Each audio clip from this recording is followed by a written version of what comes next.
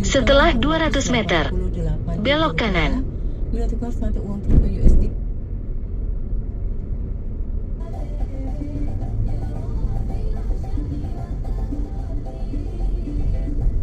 Belok kanan.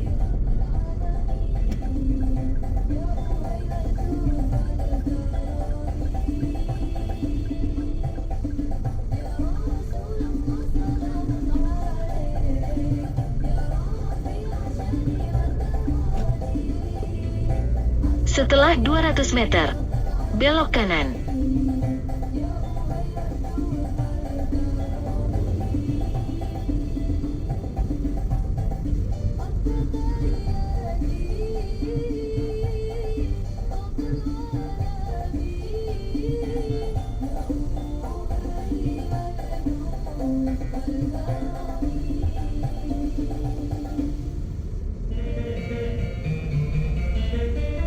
Belok kanan.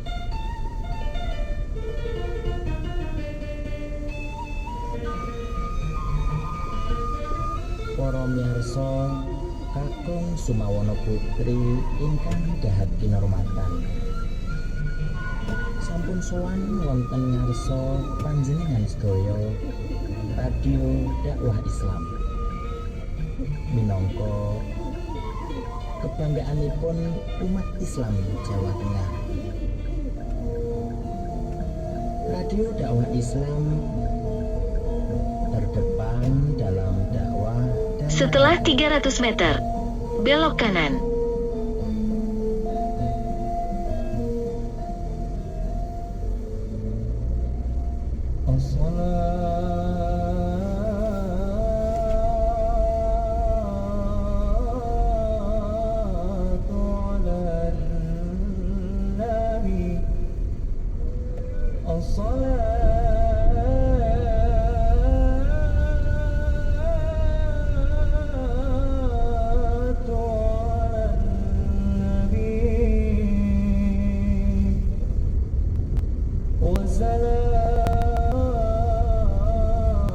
Belok kanan. Kemudian, Anda akan sampai di tujuan.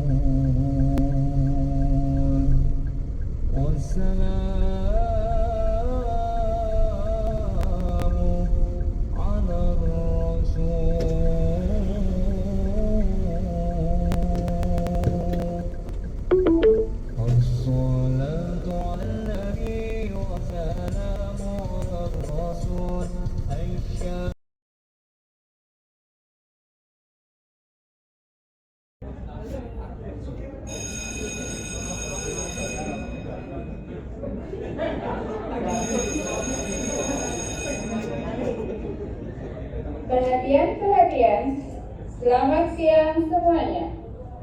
Sekarang tepat jam 10 siang. Kepada seluruh karyawan dan karyawati beserta pengunjung Puskesmas Tawangharjo, mari kita melakukan peregangan untuk merefresh pekerjaan kita sejenak. Peregangan dimulai. 1, 2,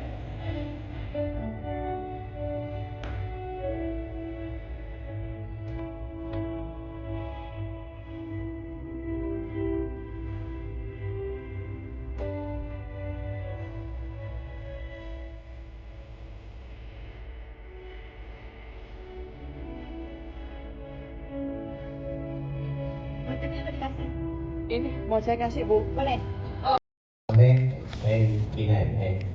Baik, untuk bersama pada Pak Dr. Baik Persilakan.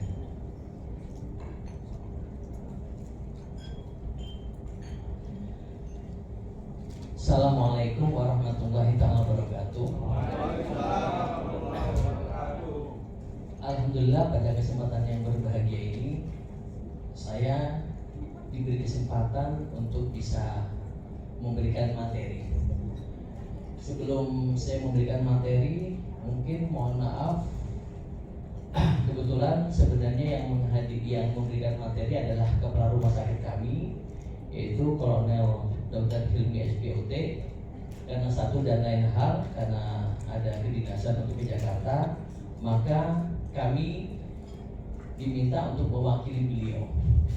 Tanpa mengurangi rasa hormat, dari kantor kami. Sekali lagi mudah-mudahan apa yang nanti kami berikan bisa bermanfaat untuk kita semua.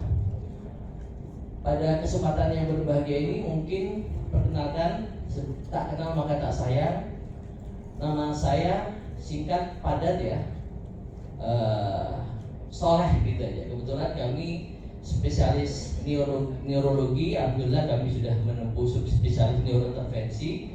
Saat ini kami berdinas di Rumah Sakit Sujono. Adapun jabatan kami sebagai Kasubdit Saraf Rumah Sakit Sujono.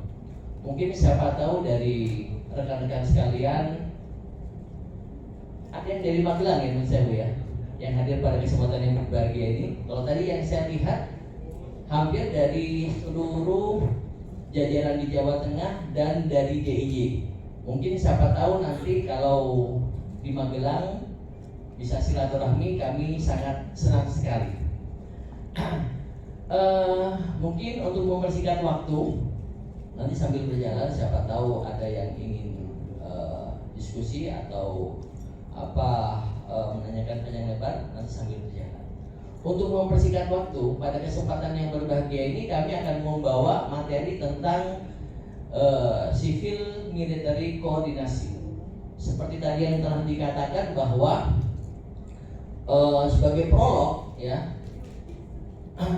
terkadang di saat situasi aman seperti saat ini mungkin tidak terasa bagaimana koordinasi antara pemerintah sipil atau pemerintah daerah dengan militer. Tapi di saat-saat situasi dalam keadaan genting, kita tidak usah berbicara peperangan. Misalnya contoh ada case ataupun ada kasus bencana alam, itu sudah barang tentu dibutuhkan koordinasi antara sipil ya, masyarakat dan militer. Singkat cerita, mungkin sebelum nanti akan saya bahas lebih lanjut. Kebetulan tahun 2018 ya, pada saat saya pertama dinas di Lombok, mungkin Bapak dan Ibu-ibu sekalian sudah mengetahui di sekitar pertengahan tahun 2018 itu terjadi gempa di Lombok. Waktu itu kebetulan saya dinas di sana. Di saat gempa itu sudah barang tentu situasi kondisi pasti dalam keadaan krodit ya, sehingga terkadang pemerintah sipil juga bingung untuk berbuat apa. Begitu pula terkadang militeri juga kalau tidak berkoordinasi dengan pemerintah sipil juga tidak bisa misalnya menjangkau ke daerah-daerah pelosok-pelosok di mana di situ ada puskesmas. Nah, sehingga pada kesempatan yang berbahagia ini izinkan saya akan membawakan materi tentang civil military koordinasi. Ini izin untuk CV kami ya. Perlu Bapak Ibu sekalian ketahui bahwa nanti dari tujuan pembelajaran kita akan saya akan menjelaskan tentang bagaimana koordinasi sipil militer terkait pelayanan kesehatan pada masa tanggap darurat. Mungkin kalau situasi kondisi ini aman seperti ini, insya Allah sih aman-aman aja ya. Tidak sekrodit pada saat kita menghadapi situasi darurat. Indikator hasil belajar kita setelah mengikuti mata pelatihan ini diharapkan seluruh peserta dapat menjelaskan koordinasi sipil militer terkait dengan pelayanan kesehatan, terus menjelaskan peran sipil militer terkait dengan pelayanan kesehatan, dan menjelaskan prinsip tentang prinsip tantangan dan solusi terkait pelayanan kesehatan pada saat tanggap darurat.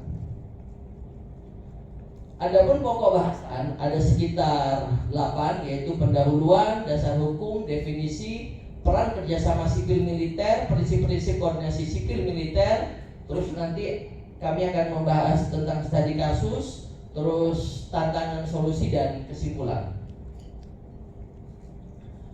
Yang pertama yaitu pendahuluan. Perlu Bapak Ibu sekalian ketahui bahwa dalam situasi darurat ketersediaan pelayanan kesehatan yang efektif sangatlah penting. Seperti tadi yang saya beri gambaran, pada saat darurat, situasi kondisi, baik itu jangankan puskesmas, rumah sakit saja pada saat gempa kurang lebih hampir 7 skala Richter itu sudah hampir tidak berfungsi secara maksimal. Karena apa? Dikhawatirkan gempa-gempa susulan, sehingga dibutuhkan ini pelayanan kesehatan yang sangat efektif. Terus koordinasi antara sipil dan militer menjadi kunci untuk menyelenggarakan pelayanan kesehatan. Ya, sekali lagi, koordinasi antara sipil dan militer itu menjadi kunci ya dalam menyelenggarakan pelayanan kesehatan. Terus kerjasama sipil militer dibutuhkan mengingat kompleksitas operasi kemanusiaan. Adapun dasar hukum, mungkin selama ini Bapak dan Ibu sekalian belum mengetahui. Ternyata di saat-saat darurat sudah barang tentu antara sipil dan militer itu harus bekerja sama atau saling berkoordinasi. Semuanya itu ada dasar hukumnya, yaitu mulai kebijakan pemerintah presiden ya tahun 2015, terus kebijaksanaan penyelenggara pertahanan nomor 19 tahun 2015, terus undang-undang 3 tahun 2002. Intinya bahwa di saat darurat sipil dan militer itu harus saling kerjasama dan berkoordinasi, dan itu tertuang ada dasar hukumnya. Adapun definisi tentang sipil militer koordinasi adalah komunikasi dan koordinasi antara aktor sipil dan militer dalam keadaan darurat kemanusiaan yang diperlukan untuk melindungi dan mempromosikan prinsip-prinsip kemanusiaan. Komunikasi menjadi hal yang paling penting dalam kerjasama sipil militer karena keduanya mempunyai latar belakang komunikasi yang berbeda.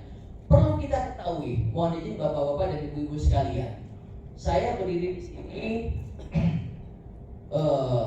saat ini memang saya berdinas di militer. Tapi izin bapak, ibu-ibu sekalian, bahwa seperti kita ketahui, sebelum saya menjadi militer seperti saat ini, saya mungkin sama seperti bapak-bapak dan ibu-ibu sekalian. Saya menempuh pendidikan kedokteran. Sudah barang tentu mindset ya saya, terus kepribadian saya sama seperti bapak-bapak dan ibu-ibu sekalian. Mindset pemikiran kepribadian saya sama, yaitu sipil. Makanya pada saat saya akan masuk militer, sudah barang tentu kita semua itu pasti akan mengikuti pendidikan militer.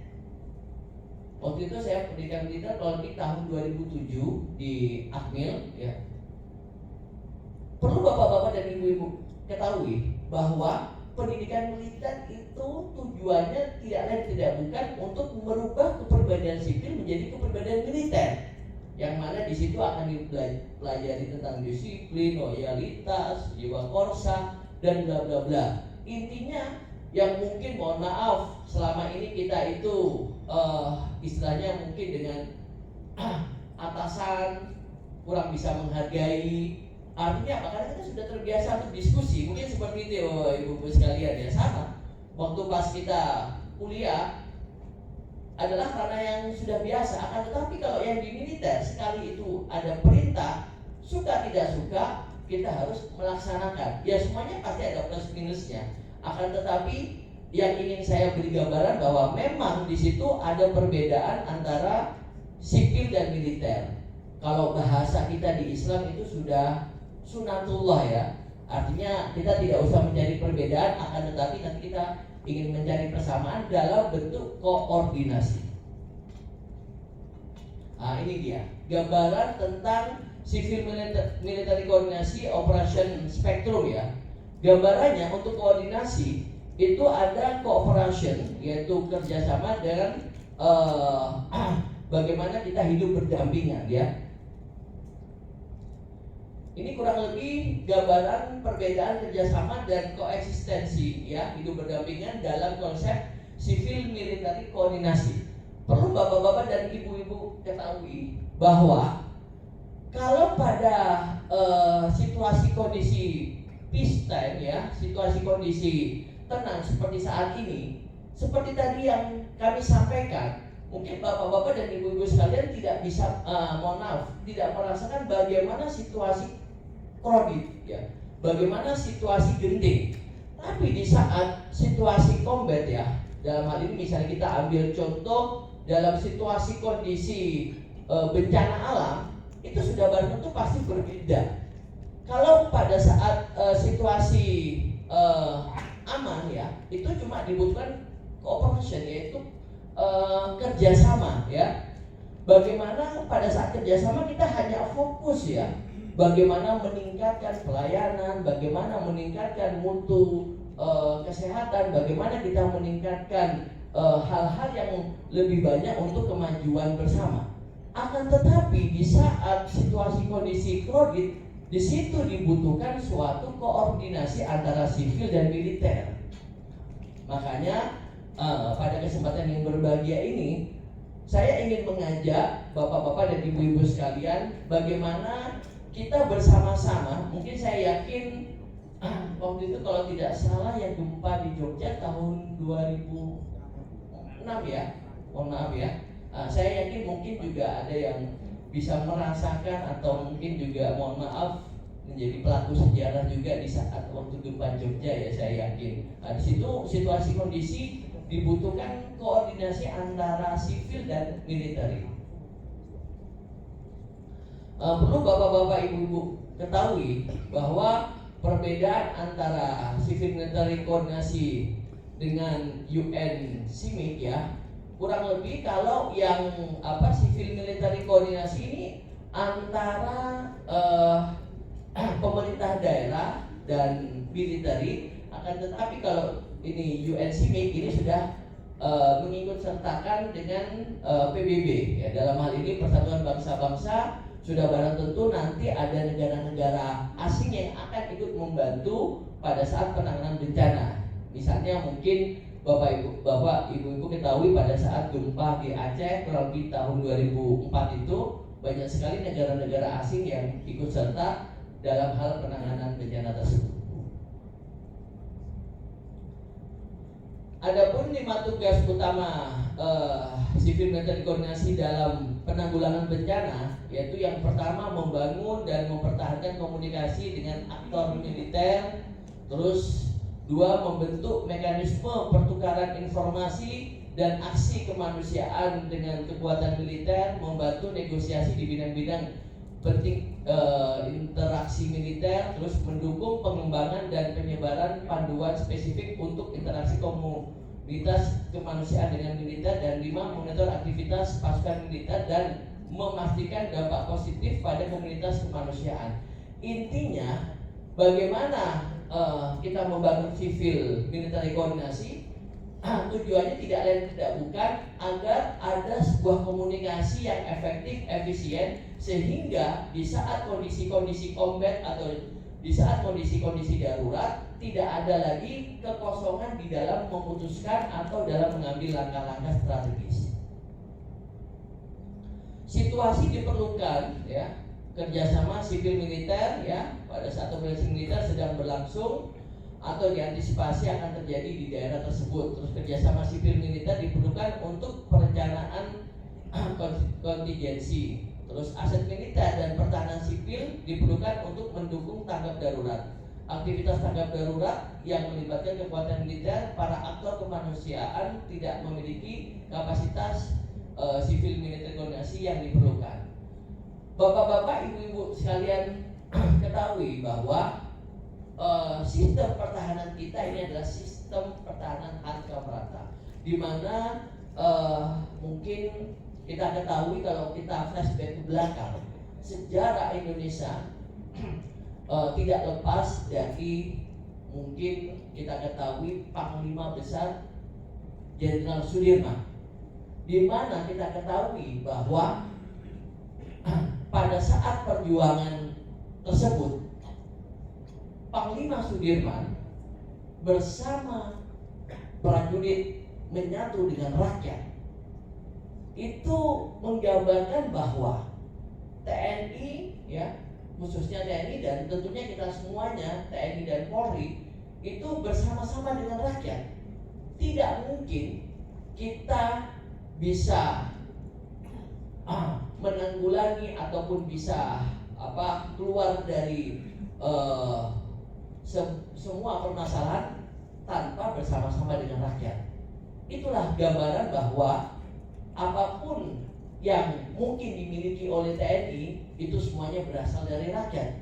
Begitu pula rakyat pun juga menyatu dengan TNI. Sehingga besar harapannya di saat kondisi-kondisi combat atau di saat kondisi-kondisi emergency, tidak ada lagi sekat atau tidak ada lagi batasan antara TNI ataupun Polri dengan rakyat. Karena sama-sama kita ingin keluar dari problem ataupun permasalahan yang kita hadapi bersama. Aset militer dan pertahanan sipil ya. Seperti tadi yang kami sampaikan bahwa semuanya itu sudah menjadi satu satuan. Karena apa? Logika sederhananya bahwa apa yang ada di militer itu juga berasal dari rakyat. Begitu pula sebaliknya bahwa apa yang dimiliki oleh militer itu juga miliknya rakyat. Sehingga ya kita sama-sama lah ya, intinya untuk menanggulangi permasalahan ataupun problem yang akan kita hadapi.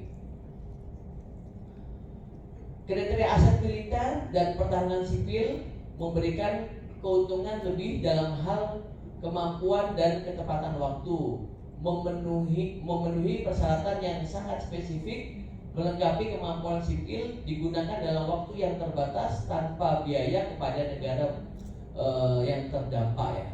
Sesuai dengan prinsip-prinsip inti yaitu kemanusiaan, netralitas dan ketidakberpihakan. Intinya kalau kita yang tadi yang saya sampaikan di militer bahwa apapun perintahnya kita harus siap ya. Sehingga mohon maaf ini bukan berarti yang di sipil tidak seperti itu, akan tetapi terkadang dalam pergerakan pasukan ya, sekali lagi pergerakan pasukan itu lebih mudah dan lebih terkoordinir kalau dari teman-teman militer. Akan tetapi dalam istilahnya penguasaan wilayah, karena tadi yang kami sampaikan bahwa misal contoh waktu pas di Lombok sudah barang tentu yang punya daerah-daerah misalnya puskesmas ataupun sampai yang di bawah-bawah ada teman-teman sipil, sehingga dari situlah dibutuhkan koordinasi antara sipil dan militer. Adapun bantuan kemanusiaan dan penanggulangan bencana, yaitu dalam menyelesaikan permasalahan kelangsungan hidup kemanusiaan dan kenegaraan, kerjasama sipil militer sangat dibutuhkan. Terus hal ini sesuai dengan prinsip demokrasi, yaitu tegaknya supremasi sipil atau kontrol sipil terhadap militer.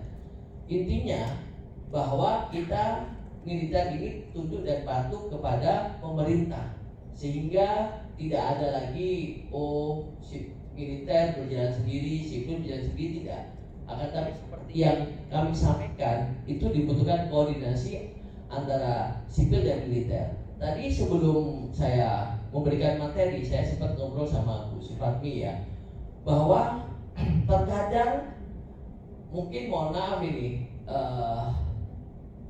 yang TNI misalnya pada saat situasi kondisi genting ya, berjalan sendiri, yang sipil berjalan sendiri. Yang sipil ingin menegur TNI juga sungkan ya. Begitu pula yang TNI terkadang juga tidak mau bergabung dengan yang militer, yang sipil. Mungkin karena ada semacam jarak ataupun mungkin gengsi. Akan tetapi besar harapan kami setelah kami memberikan materi ini, seperti tadi sudah ada payung hukumnya. Nanti ke depannya semisal terjadi sesuatu hal yang emergensi atau kontingensi, ya udah kita bersatu antara sipil dan militer. Terus peran kerjasama sipil militer ya, pada saat bencana alam, para aktor kemanusiaan dan militer atau para militer terus eh, melakukan operasi di dalam konteks yang sama ya. Pada kasus kompleks emergensi atau keadaan darurat yang kompleks seperti konflik bersenjata, koeksistensi seringkali paling menggambarkan hubungan antara aktor kemanusiaan dan militer. Terutama kalau misalnya ada situasi kondisi genting ya, tentunya dibutuhkan hidup berdampingan ya, bukan lagi kerjasama lagi tapi hidup berdampingan. Nah, ini tadi gambaran tentang kerjasama dan hidup berdampingan di saat situasi kondisi combat ya. Adapun peta potensi aktor sipil dan militer perlu Bapak-bapak Ibu ketahui, untuk yang nasional untuk sipil itu di bawah kementerian dan lembaga pemerintah, terus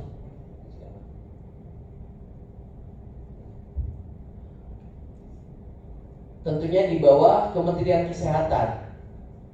Kalau yang asing itu sudah barang tentu di bawah WHO ya, PBB. Sedangkan militer untuk yang nasional langsung di bawah Mabes TNI ya. Kalau yang asing sudah barang tentu di bawah PBB langsung. Begitu pula di sini polisi dan militer nasional selalu bersinergi ya. Peran sipil dan militer adapun bisa kita lihat bersama. Kalau yang sipil memiliki tanggung jawab utama dalam menyediakan pelayanan kesehatan masyarakat sehari-hari, terus mengatur regulasi kebijakan dan pendanaan, terus bertanggung jawab untuk memberikan perawatan medis kepada masyarakat secara terus-menerus. Sedangkan yang militer membantu dalam situasi darurat, terus sumber daya tambahan, dan dapat membantu dalam evakuasi korban. Prinsip-prinsip koordinasi sipil dan militer, prinsipnya ada 4 ya. Yang pertama adalah keterbukaan komunikasi, terus koordinasi tugas dan tanggung jawab, terus penghormatan terhadap otoritas sipil, terus keselamatan warga sipil. Intinya kita sebagai militer bukan berarti kita superior, begitu pula yang sipil juga inferior, tidak begitu, akan tapi kita sama-sama ya tadi itu koordinasi dan tentunya saling berkomunikasi. Adapun keterbukaan dan komunikasi, prinsip ini menekankan pentingnya adanya informasi yang jelas dan komunikasi terbuka antara pihak sipil dan militer. Dalam situasi darurat, pertukaran informasi yang efektif antara kedua belah pihak diperlukan untuk memahami kebutuhan sumber daya dan rencana tindakan. Komunikasi yang lancar membantu dalam pengkoordinasian upaya-upaya kesehatan dan memastikan bahwa semua pihak terinformasi tentang perkembangan terbaru serta keputusan yang diambil. Mohon izin Bapak-bapak, Ibu-ibu sekalian perlu ketahui, mohon maaf sekali lagi, memang saya bisa merasakan sendiri pada saat gempa di Lombok tersebut ya, di mana memang akhirnya dibentuk sebuah tim ya, di mana di situ ada gubernur, terus kalau yang tertua di waktu itu Lombok itu ada Danrem, ada Kapolda ya. Terus di sana sudah barang tentu ada bantuan-bantuan dari luar, dalam hal ini pasukan-pasukan dari Jakarta ataupun dari daerah-daerah yang lainnya. Terus begitu pula BNPB, begitu pula bantuan-bantuan kesehatan yang mungkin dari warga sipil. Tentunya begitu pula bantuan-bantuan berupa bantuan sosial. Semuanya itu harus terkoordinir.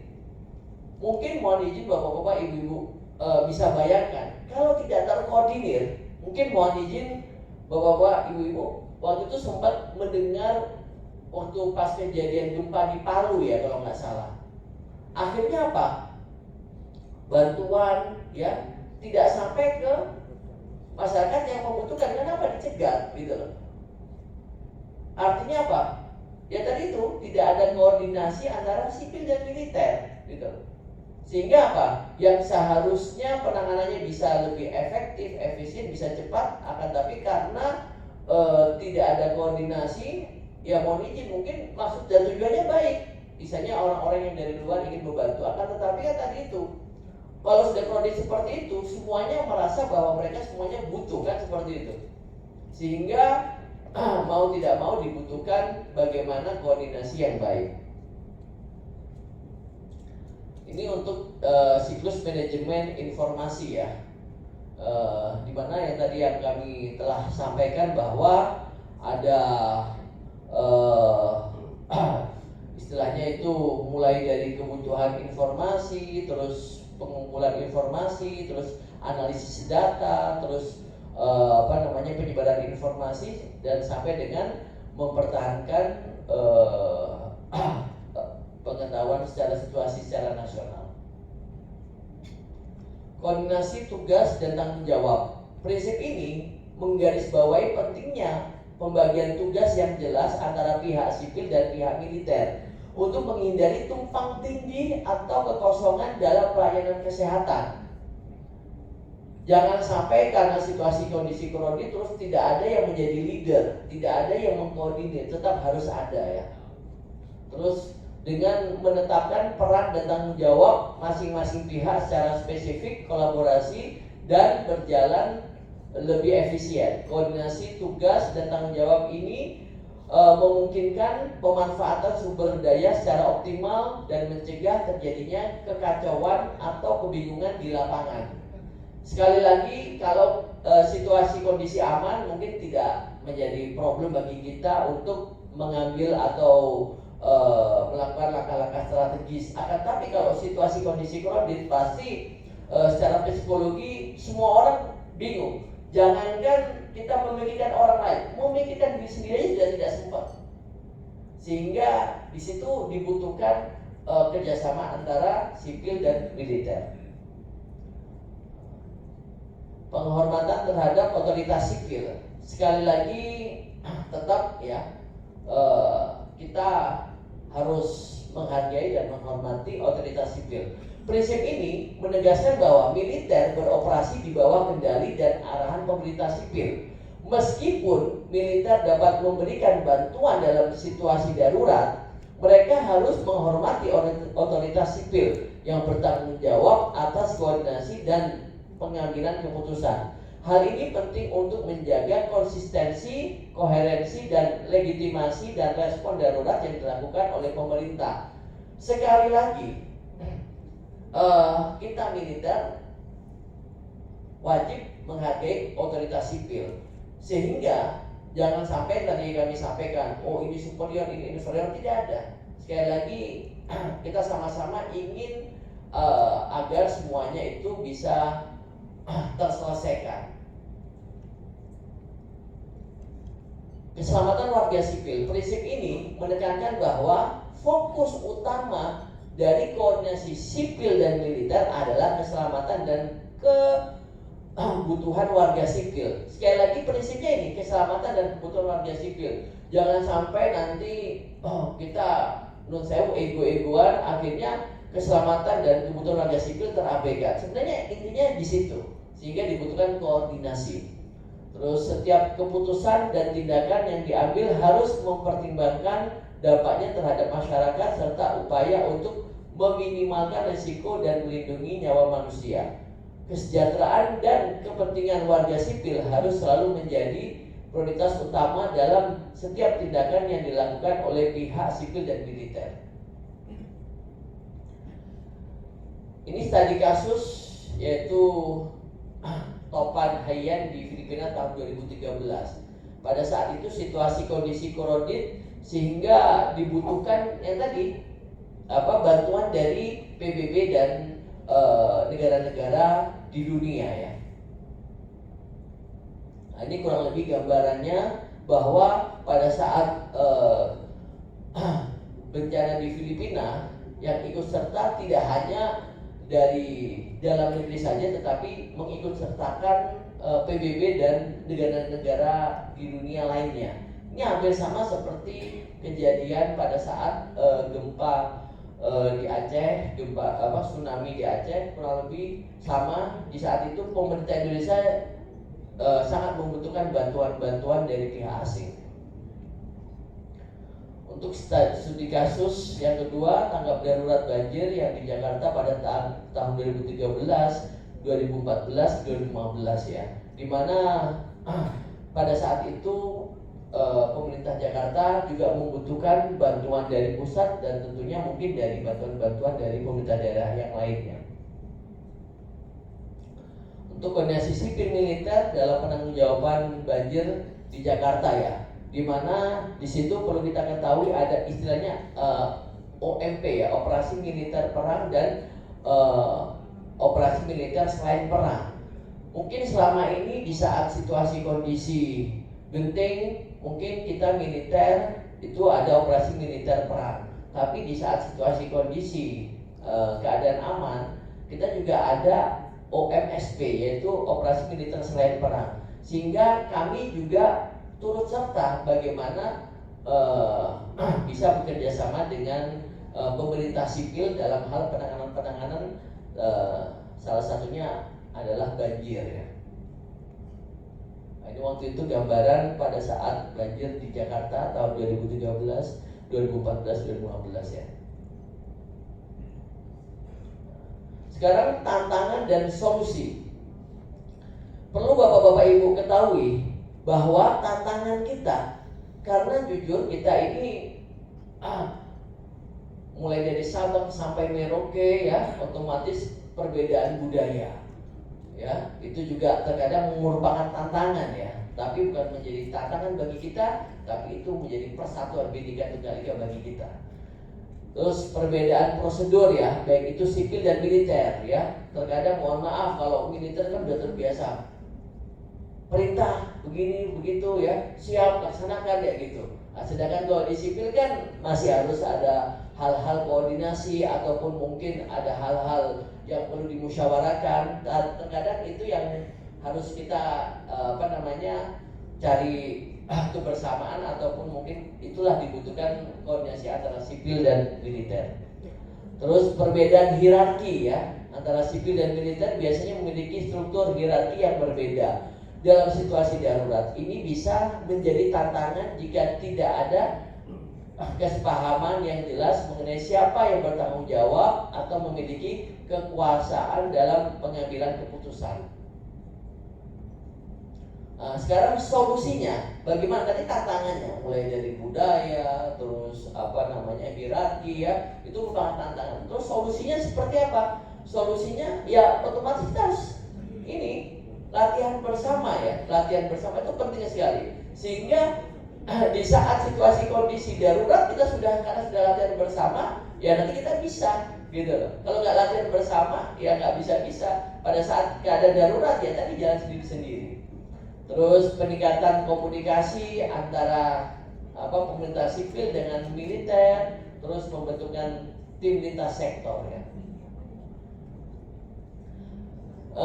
Untuk kesimpulan dari materi yang kami bawa pada kesempatan yang berbahagia ini, yaitu koordinasi sipil militer adalah kunci untuk menyelenggarakan pelayanan kesehatan yang efektif pada masa tanggap darurat. Keterlibatan bersama antara pihak sipil dan militer dapat mempercepat respon dan menyelamatkan nyawa. Mari ya sekali lagi Bapak-bapak, Ibu sekalian, bersama-sama memperkuat kerjasama ini untuk memastikan kesiapan dalam menghadapi situasi darurat di masa depan. Terima kasih. Mungkin itu saja yang bisa kami berikan pada kesempatan yang berbahagia ini.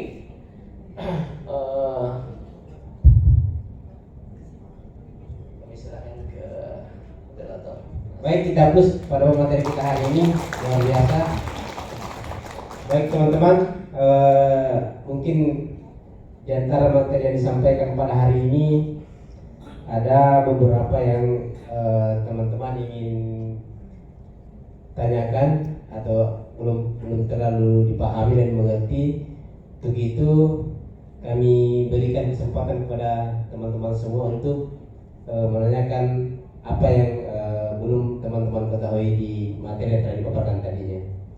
Karena ini sangat penting, karena ini menyangkut masalah koordinasi dengan TNI. Tadi kan dari kepolisian sudah disampaikan, kemudian ini kita dari TNI lagi, bagaimana koordinasi kita ketika ada bencana di daerah kita, atau bagaimana kita koordinasi ketika kita turun ke lokasi bencana. Baik, dari teman-teman semua ada yang ingin bertanya, dan harus ada yang bertanya, kalau tidak terpaksa yang tunjuk. Nah, ini terkait masalah koordinasi ya, koordinasi dengan TNI. Bagaimana teman-teman kira-kira hubungannya ketika antara kita sebagai tenaga IMT, bagaimana koordinasi dengan TNI nanti di lapangan ketika kita ingin membutuhkan bantuannya, mendirikan tenda atau bagaimana sistem koordinasinya, itu yang harus kita pahami. Ya, dari mana ini? Karangajar. Ya, silakan Pak.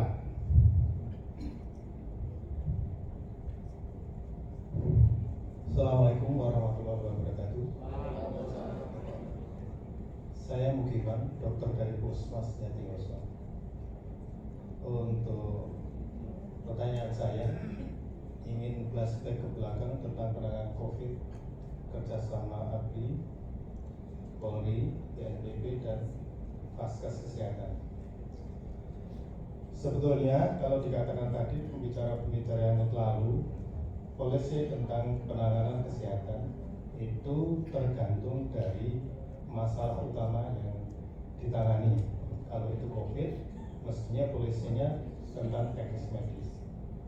Seperti halnya kita ketahui, waktu itu bahwa prioritas penanganan pemberantasan termasuk penanganan tempat-tempat terkontaminasi diutamakan tempat-tempat yang sering terjamah tangan, sering terkena kontaminasi dan lain sebagainya. Tapi waktu itu muncul penyemprotan jalan-jalan dengan disinfektan, dan itu kami sebagai tenaga kesehatan merasa wah, karena waktu itu tenaga kesehatan dimunculkan untuk penanganan tanpa perlindungan alat sama sekali, tetapi banyak biaya tersedot keluar untuk disinfektan jalan-jalan raya yang sebetulnya itu tidak perlu kalau saya melihat, karena virus dengan panas segitunya di jalan raya beraspal, botnik itu mestinya sudah mati. Seperti itu kalau kita evaluasi dari sistem kerjasama ini sebetulnya sudah benar atau belum. Terima kasih. Terima kasih. Kami coba untuk menjawab pertanyaannya. Terima kasih sekali. Yang terakhir pada saat tahun 2019 akhir ya kalau nggak salah, terus 2020 awal, kita bersama-sama mengalami bencana, yaitu virus COVID ya, tidak hanya di Indonesia kan, tapi itu sudah menjadi problem ataupun permasalahan di dunia. Sudah barang tentu seperti kita ketahui bahwa kalau kita bicara COVID maka kita bicara virus ya. Dan tentunya beda seperti layaknya penanganan-penanganan pada kasus misalnya tadi yang saya ceritakan tentang bencana alam ataupun kasus banjir ya, di mana sudah terlihat jelas problem ataupun permasalahannya. Kalau kita bicara virus, ya mohon maaf ini kita akan melawan sebuah mikroorganisme yang sangat kecil yang tak kasat oleh mata, lebih seperti itu ya Pak ya. Sehingga terkadang kita bingung musuhnya di mana ataupun bagaimana penanganannya kan begitu. Kalau jelas kayak bencana, misalnya gempa sudah jelas, kita tinggal menyiapkan tenda, kita bagaimana penanganan evakuasi, penanganan masyarakat yang mungkin saat itu terkena bencana. Akan tetapi di saat kita penanganan virus, di mana yang tadi disampaikan benar adanya memang lebih penting bagaimana kita bicara teknis medis ya, lebih seperti itu Pak ya. Akan tetapi pada saat itu kan karena kita ingin mengeliminir ya, meminimalisir perkembangan daripada COVID itu sendiri, sehingga waktu itu langkah-langkah yang diambil adalah lockdown ya. Bagaimana agar itu yang pertama ya Pak ya, sebelum tadi yang penyemprotan di jalan-jalan tadi itu, tentunya pada saat itu kita selalu melakukan semacam percobaan bagaimana agar penanganan COVID itu segera bisa teratasi. Waktu itu pemerintah berusaha semaksimal mungkin, selain penanganan teknis medis yang dilakukan, juga sudah barang tentu seperti mungkin waktu pas saya kuliah kedokteran ada namanya IKM ya, Ilmu Kesehatan Masyarakat ya Pak ya. Di situ juga dibutuhkan penanganan komprehensif dengan bagaimana caranya kita juga melakukan sebuah langkah-langkah strategis dalam penanganan secara makro, yaitu diantaranya yang tadi yang Panjenengan sampaikan ya Pak ya, tentang penyemprotan di jalan. Walaupun mungkin memang kalau secara logika, kalau di luar itu virusnya sudah barang tentu pasti dengan panas yang ada mati. Akan tapi waktu itu besar harapannya dengan desinfektan bisa membunuh COVID itu sendiri. Sudah barang tentu itu dibutuhkan buah polisi ya, dalam hal ini yang tentunya berdasarkan evidence base ya, bagaimana cara penanganan COVID itu sendiri, tentunya lebih tepatnya ke teknis medis terlebih dahulu, baru nanti hal-hal di luar non teknis itu juga harus dicarikan solusi bersama. Di antaranya yang menurut saya yang paling efektif yaitu waktu itu lockdown ya. Kita ketahui bersama di saat itu ada namanya WFH ya kan, bagaimana agar meminimalisir interaksi ataupun kontak antara sesama kita di saat kita bersama-sama, sehingga pada saat itu memang butuh penanganan yang komprehensif. Intinya Pak, kalau menurut saya secara pribadi, bagaimana penanganan suatu bencana memang tetap harus dilihat kira-kira shock ataupun trigger ataupun penyebab bencananya itu apa dulu. Jujur pada saat COVID memang tidak mudah ya, karena yang dihadapi sekali lagi itu mikroorganisme yang sangat kecil. Akan tetapi ya, kalau analisa kami secara pribadi, kami melihat penanganan COVID apalagi yang puncaknya, peaknya itu kalau nggak salah pas pertengahan tahun 2021 ya, itu yang varian Delta itu yang benar-benar istilahnya menguras tenaga, menguras semuanya lah pokoknya pada saat itu. Intinya sih bagaimana caranya pada saat penanganan tersebut antara pemerintah sipil dan pemerintah dalam hal ini militer ataupun TNI Polri itu bisa bersama-sama ya untuk bagaimana caranya penanganan baik itu secara teknis medis ataupun secara yang di luar teknis medis. Ini seperti itu Pak. Siapa tahu ada pendapat yang lain ataupun mungkin tanggapan yang lain, kami persilahkan. Menurut Bapak gimana Pak? Kira-kira Pak? Istilahnya di saat itu memang jujur beda ya. Sekali lagi kalau pada saat kita menangani bencana-bencana alam, terus bencana COVID memang agak sedikit kekhususan memang. Gitu ya Pak ya? Ya, bagaimana Pak? Oke, ya terima kasih atas penjelasannya dari Pak Moteri terkait masalah COVID ini ya. Mungkin ini juga dasar inilah sampai dibentuk yang namanya INT dan TCK INT, karena atas dasar itu sehingga kita di Kementerian Kesehatan membuat seperti ini, pengalaman dari itu karena pada saat pandemi COVID rupanya kita kewalahan karya daripada atas SDM-nya. Baik, bisa satu orang lagi penanya, baru kita masuk ke materi selanjutnya. Oke, makasih.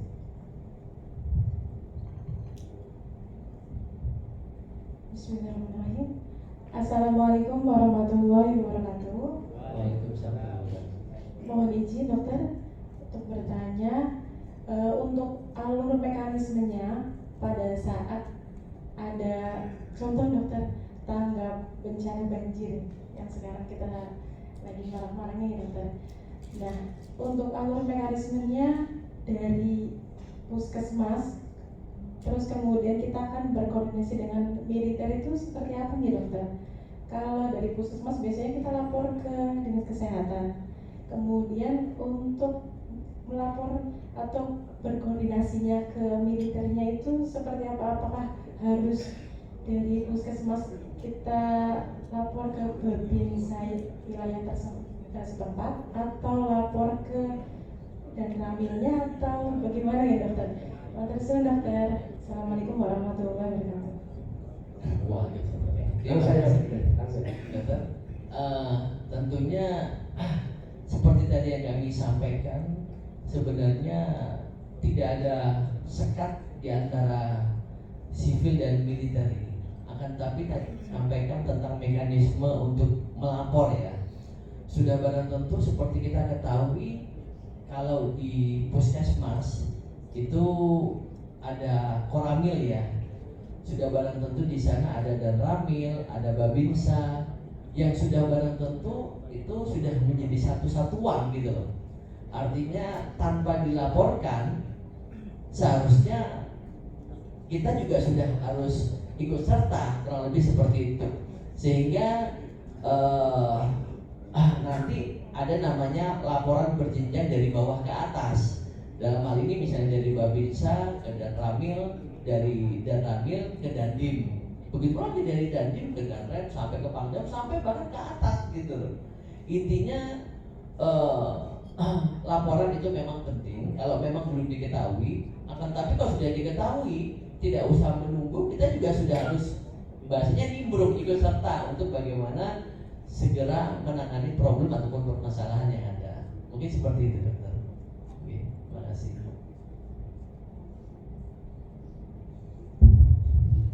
Baik, kita aplaus lagi kepada pemateri kita hari ini. Ya, terima kasih banyak dok atas materinya hari ini. Semoga apa yang disampaikan bermanfaat buat teman-teman nantinya di kabupaten masing-masing. Karena memang dalam penanganan bencana ini sangat dibutuhkan ya koordinasi lintas sektor untuk memudahkan atau untuk meringankan daripada penanganan bencana tersebut. Baik dok, terima kasih banyak atas materinya hari ini. Kami ucapkan semoga bisa kerjasama ke depannya lagi. Ya. Sekali lagi sebelum saya akhiri, mungkin ada kata-kata ataupun penjelasan kami yang kurang berkenan. Sekali lagi ya, itu sebagai manusia yang penuh dengan kekhilafan kami mohon maaf. Mudah-mudahan kedepannya kita semua bisa kerjasama antara sipil dan militer sehingga penanganan apapun itu mudah-mudahan bisa terselesaikan dengan baik. Dan tentunya tadi yang seperti kata kami, tetap kita mengutamakan keselamatan warga sipil. Itu saja dari kami, kurang lebihnya kami mohon maaf. Kami akhiri, wassalamualaikum warahmatullahi wabarakatuh. Waalaikumsalam warahmatullahi wabarakatuh.